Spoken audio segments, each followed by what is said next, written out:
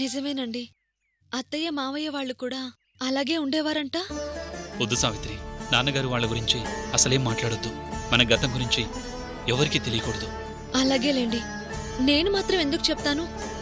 ఈ జమీందార్ గారు కూడా మావయ్య గారిలా మంచివారిలో ఉన్నారని మీతో చెప్పానంతే. ఏంటి నువ్వనేది? చంపేద్దాం. ఏంటి? చంపేద్దామంటున్నా. నువ్వు పనిచేస్తావా? నువ్వు ఒట్టి మనిషివి కూడా కాదు. ఎలా చేస్తావమ్మా? ఏదైనా చేస్తానండి. మా పరిస్థితి ఏం బాగోలేదు.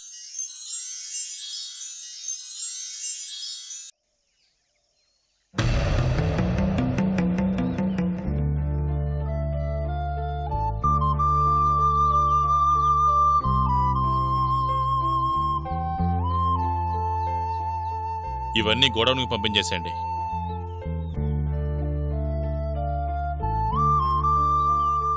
సార్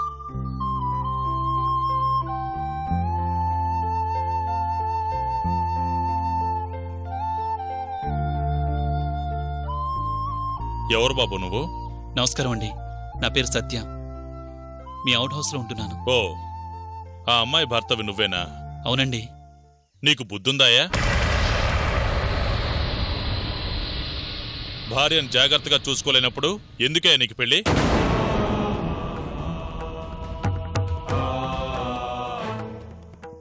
అసలేం జరిగిందండి?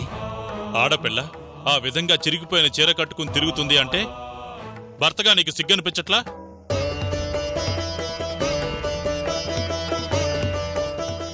కట్టుకున్న భార్య ఒంటి నిండా కప్పుకోవడానికి సరైన చీర కొనివ్వలేనడివి ఇంక తిన్నేం పెడతావయ్యా?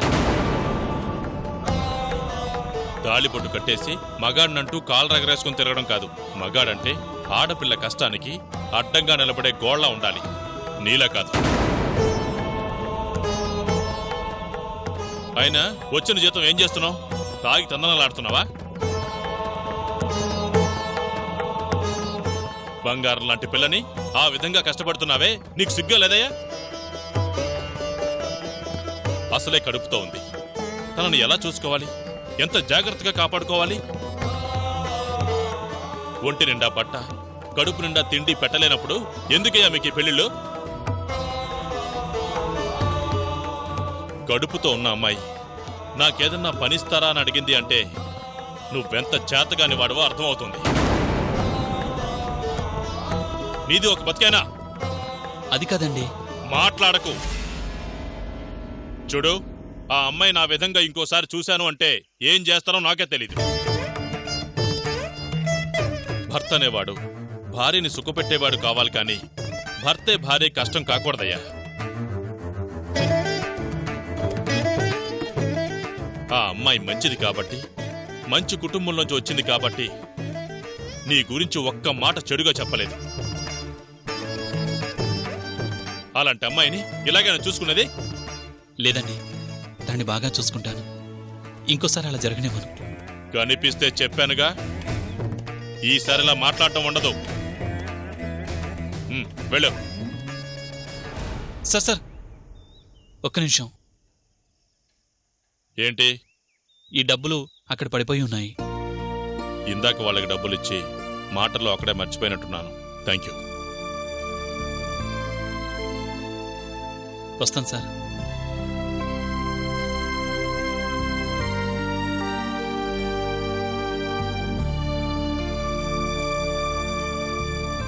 ఇంత డబ్బు కళ్ళకు కనిపించినా తీసుకొచ్చి ఇచ్చిపోతున్నాడు అంటే నేనితని విషయంలో పొరపాటు పడినట్లున్నానే.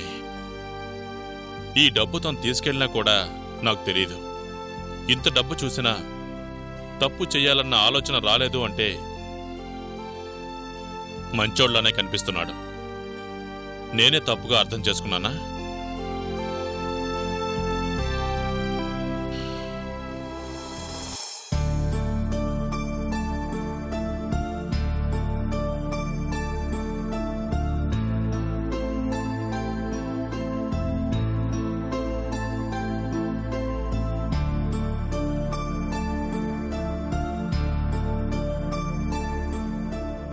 పాప నందిని ఎలా ఉందో ఇక్కడికొచ్చాక ఒక్కసారి కూడా మాట్లాడలేదు.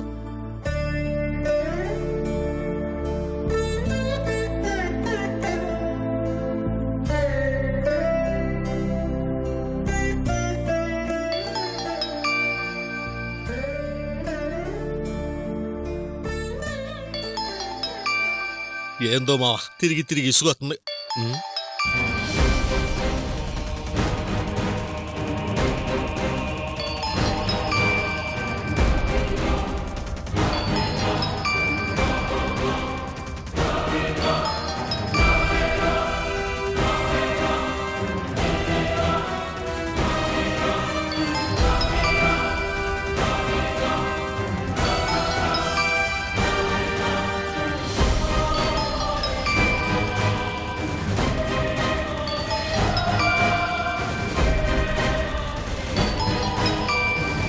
చెల్లెల ఫోన్ మోగుతుంది అంటే అన్నేమో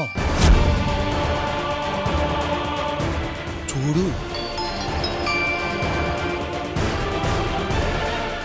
హలో నందిని, హలో, ఎవరు?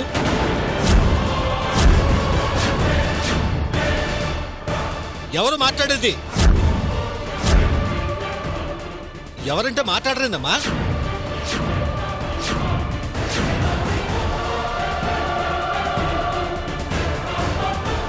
హలో, ఎవరు మావయ్యా? హలో నందిని, లక్ష్మి, నువ్వా? ఎలా ఉన్నావే? బావున్నావా?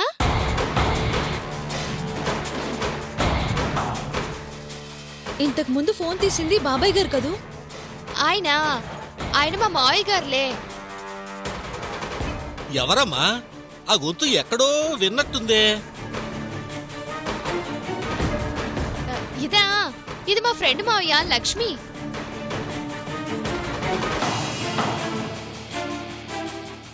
ఏమ్మా?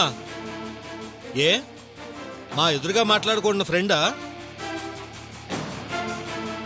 అబ్బే, అదేం లేదులే. మీ ఎదురుగా మాట్లాడకపోవడానికి ఏముంది?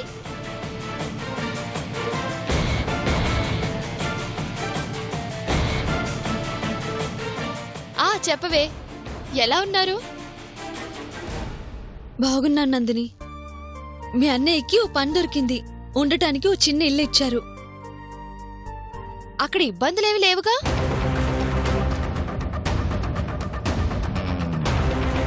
లేదు నందిని, ఉన్న దాంట్లో సంతోషంగా ఉంటున్నాం, తింటున్నాం, చాలా ఆనందంగా ఉన్నాం నందిని.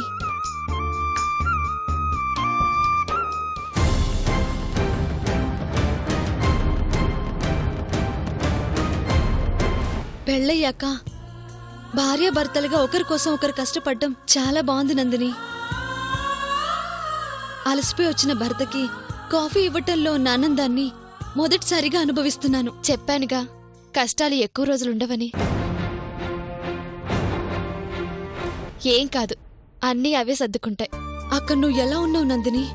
వాళ్ళ వల్ల నీకే ఇబ్బంది లేదు కదా? మా మావయ్య వాళ్ళుండగా నాకేంటి?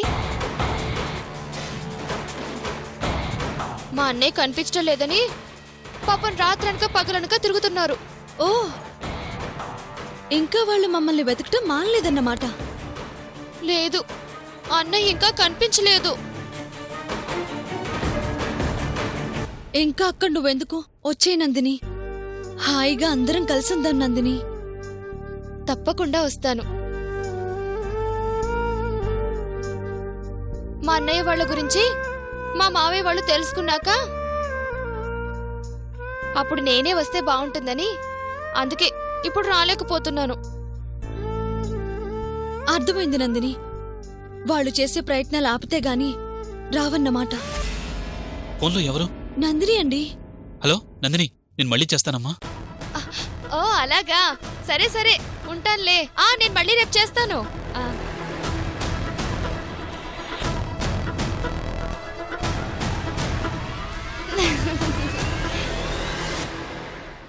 అదేంటండి అలా ఆపేశారు? ఎందుకు నేను ఈ ఫోన్ వాడకుండా పక్కన పెట్టానో తెలుసా? ఈ ఫోన్ వాడామంటే దీని సిగ్నల్స్ ద్వారా ఆ ధర్మాకి మనం ఎక్కడున్నామో తెలిసిపోతుంది. అందుకే ఈ ఫోన్ వాడండి. ఇంకెప్పుడు ఈ ఫోన్ ఆన్ చేయొద్దు.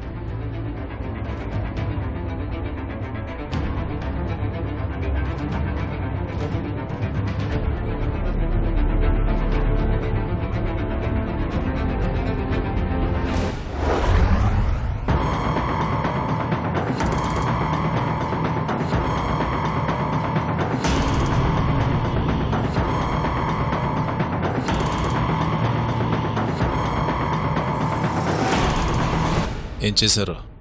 వాళ్ళ గురించి ఏమైనా తెలిసిందా? మీరు చెప్పినట్లు అన్నీ చెక్ చేశాం సార్. వాళ్ళు లారీకి పారిపోయారు సార్. సో మీ నుంచి తప్పించుకుని బస్సు ఎక్కితే ప్రమాదం అని తెలిసి లారీ ఎక్కి కర్ణాటక వెళ్లారన్నమాట. కర్ణాటక వెళ్ళారా? మీకెలా తెలుసు సార్? ఇది నా చెల్లెలి ప్రాణానికి సంబంధించిన విషయం. అందుకే మీతో పాటు టెక్నాలజీని కూడా వాడుతున్నాను.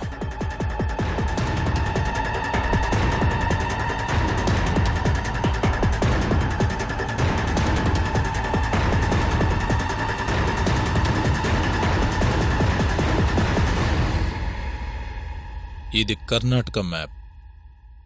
మీరు చెప్పిన ప్రకారం వాళ్ళు బయలుదేరిన ప్లేస్ నుంచి ఈ రకంగా వెళితే కేరళ వెళ్తారు.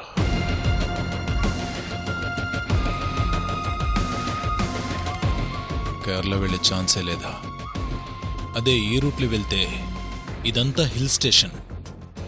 నార్మల్గా సీజన్లోనే ఇక్కడ జనాలుంటారు. ఈ టైంలో జనాలు ఉండరు.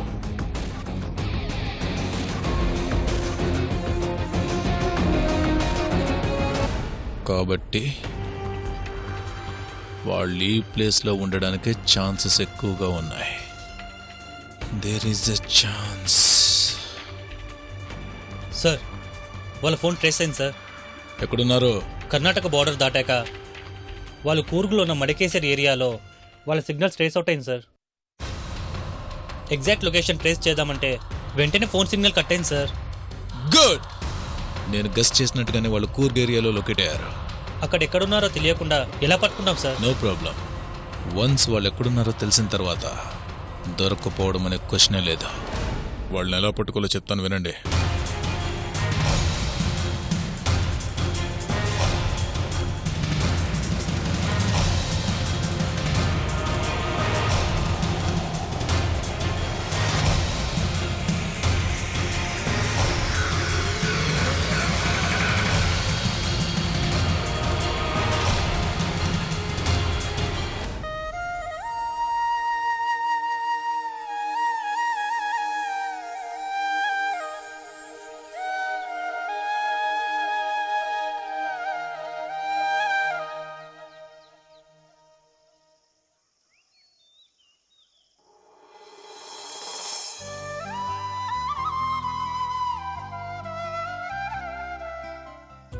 అయ్యో, మీరు టవల్ ఇవ్వటం ఏంటండి? ఏ ఇవ్వకూడదా? భర్త భార్యకి ఇవ్వటం ఏంటండి? ఎప్పుడు భార్య సేవలు చేయాలా సావిత్రి? భర్త కుటుంబాన్ని బతికించడానికి కష్టపడతాడు. భార్య భర్త అలసట మరిపించడానికి కష్టపడుతుంది. నా కోసం పగలంతా మీరు పడే కష్టం చాలదా? సావిత్రి, కడుపుతో ఉన్న భార్యని కాలు కింద పెట్టనివ్వకుండా చూసుకోవాలి అంటారు. అదెలాగూ చేయలేకపోతున్నాను. కనీసం ఇలాంటివన్నా చేయనివ్వు. కాలు కింద పెట్టకుండా చూసుకోవటం అంటే కష్టపడకుండా చూసుకోవటం కాదండి, గుండెల్లో పెట్టి చూసుకోవడం.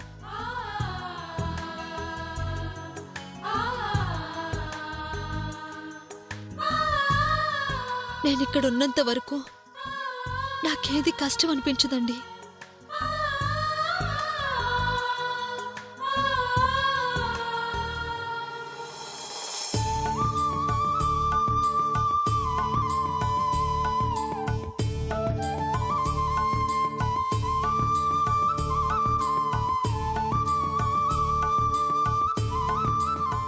నువ్వు వెళ్ళు, నేను వస్తాను. అలాగేనయ్యా. వెళ్ళు.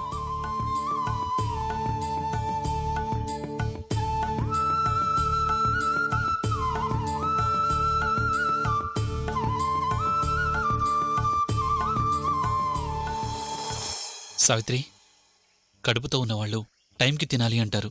ఏమైనా తిన్నావా?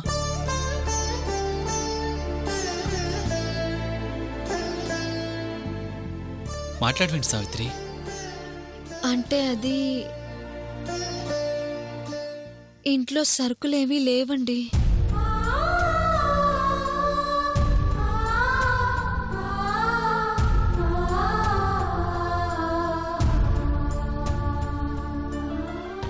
ఏమీ లేవా?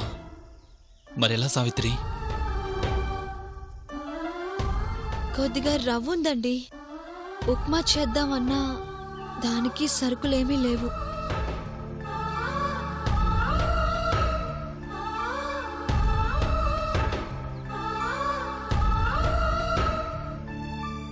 సావిత్రి, పస్తులు ఉండటం కన్నా ఉన్నది తినడం మంచిది కదా. మీరు తినగలుగుతారా అని. నేనొక్క పూట తినకపోతే వచ్చే నష్టమేమీ లేదు. నువ్వు తినలేదు అంటే కడుపులో ఉన్న బిడ్డని పస్తు పెట్టినట్టే. త్వరగా చేసుకొని తినేయి.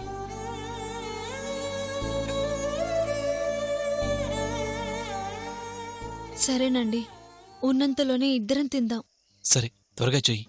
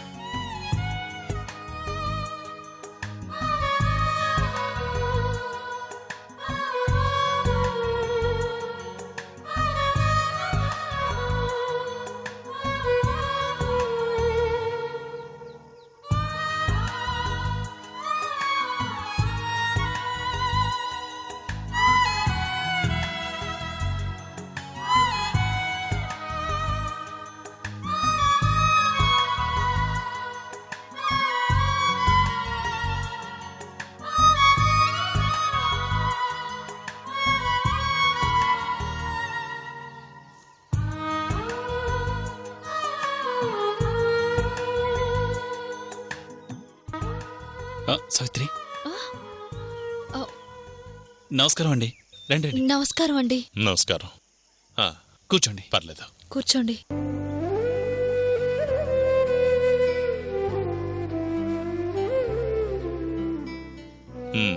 ఏం బాబు, ఎలా ఉంది ఇక్కడ? చాలా బాగుందండి. ఏమ్మా, ఏం చేస్తున్నావు? మధ్యాహ్నం భోజనానికి వంట చేస్తున్నానండి. మీ ఇద్దరికేనా?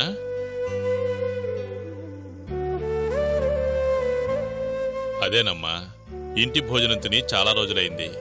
నాకు భోజనం పెడతావా? అయ్యో, మీరు మా ఇంటికి రావటమే ఎక్కువ. మా ఇంట్లో తింటారా? చూడమ్మా, మనుషుల మధ్య స్థాయి ఉంటుంది కానీ తినే తిండికి స్థాయి ఉండదమ్మా. ఇష్టంగా తినటం ముఖ్యం కానీ ఎక్కడ తిన్నావు అన్నది ముఖ్యం కాదు. నాకు కూడా పెట్టమ్మా. అంటే లేటుగా టిఫిన్ చేశాం కదా అని అన్నం వండడం లేదండి. ఏదో కొంచెం ఉప్మా చేస్తున్నాను. అవునా, పర్వాలేదులే, అదే తింటాను. తీసుకురామ్మా, తీసుకురామ్మా.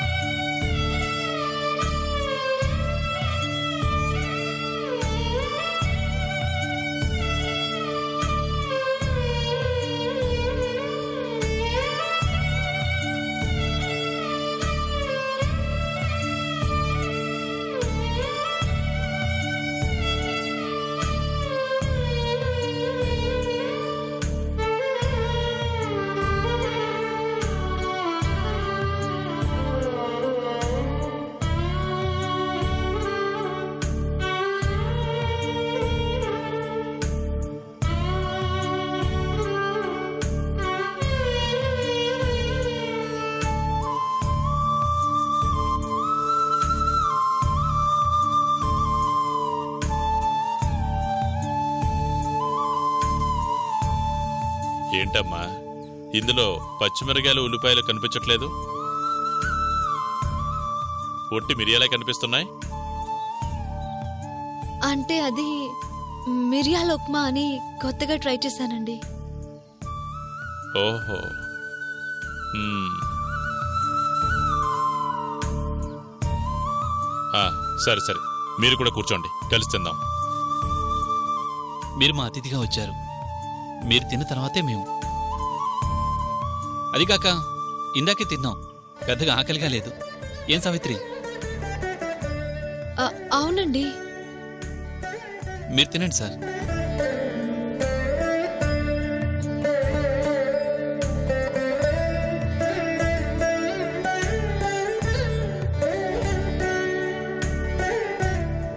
అతిథి కోసం ఆకలి చంపుకునే సంస్కారం.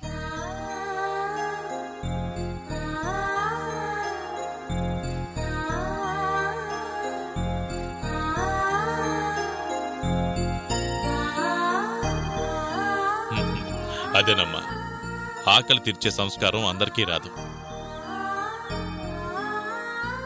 మీ మాటల్లో చేతల్లో రాచరికం కనిపిస్తోంది. మంచి కుటుంబం నుంచి వచ్చినట్టున్నారు. ఎవరయ్యా మీరు? ఎక్కడి నుంచి వచ్చారు? చెప్పకూడదా?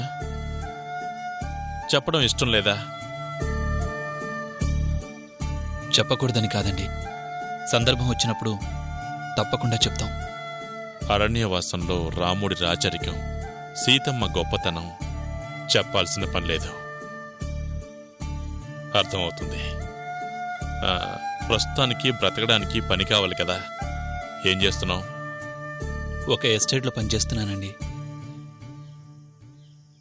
కానీ ఆయన చదువుకి చేసే పనికి సంబంధం లేదండి. ఆ పని కష్టంగా ఉందని కాయలు కాస్తున్న ఆయన చేతులే చెప్తున్నాయి. సావిత్రి,